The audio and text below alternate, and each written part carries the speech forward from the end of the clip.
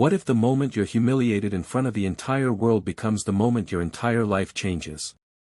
She was only a waitress, struggling to survive, until laughter turned into silence, and silence into destiny. By the end of this story, you'll never look at kindness, or cruelty, the same way again.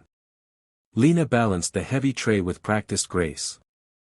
Plates of appetizers clinked softly as she weaved through the glittering crowd. She wasn't supposed to be here, not really. This rooftop pool party was for the city's rich and famous. She was only there because she needed the money, and the catering company had been short-staffed. She wore her plain black uniform, the kind that made her invisible among diamond-studded gowns and tailored suits.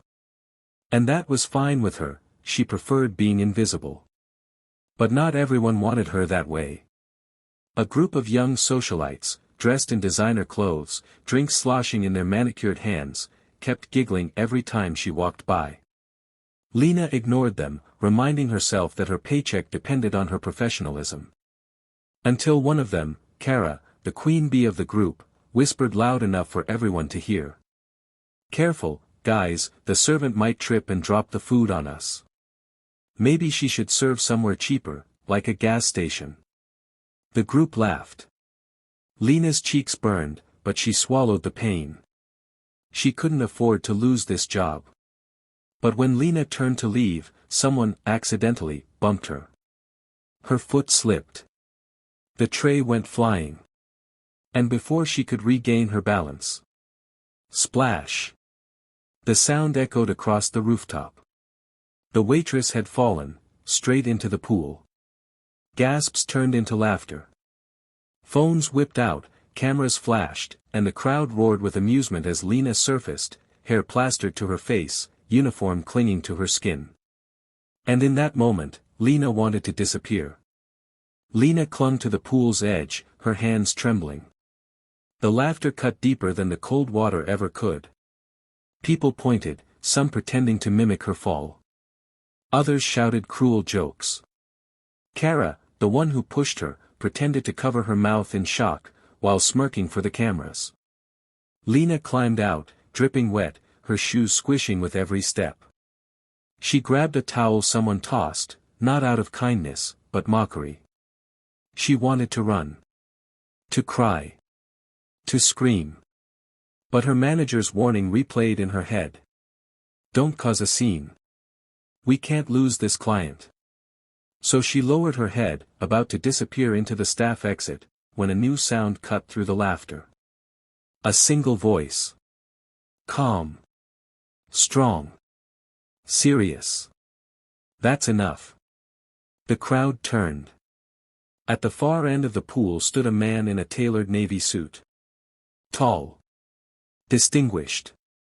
His silver hair caught the evening lights, but it was his presence that drew silence. Everyone knew who he was, Ethan Cole, the reclusive millionaire investor.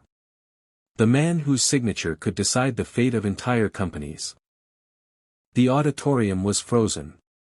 Students shifted uncomfortably in their seats, some looking down in shame. The stranger stepped aside, giving Maya space. She stood there, wig still on the floor, and looked out at the faces before her. She could walk away. She could let the moment break her. But then she remembered his words, and something inside her sparked. She picked up the microphone again. Hands still trembling, tears still shining, but voice steady. "I didn't come here tonight to be laughed at," she said softly. "I came here to share something real. I lost my hair because of an illness I didn't choose. But singing makes me feel alive again. And if you can't see past the surface, then maybe the problem isn't me, it's what you're afraid to see in yourselves." The silence was heavier than before. No laughter now. Just eyes, wide and watching. Then Maya began again. This time without the wig, without the shield. She sang from her soul, louder, braver, freer. Her voice cracked with pain, but it soared with truth. By the end, there were no jeers. Only quiet sniffles, claps, and a standing ovation. After the show, students who once ignored her came up to apologize. Teachers whispered praise, humbled. But Maya didn't care about the crowd anymore. She searched for the stranger, the man who had taken off his hat. But he was gone. No name. No explanation. Just the memory of his courage, mirrored in her own. That night, Maya went home and looked at herself in the mirror. For the first time, she didn't see brokenness. She didn't see shame. She saw strength. She realized something powerful: sometimes, it only takes one act of courage from a stranger to remind us of our worth. But it takes our own choice to believe it, to rise again, and to live boldly.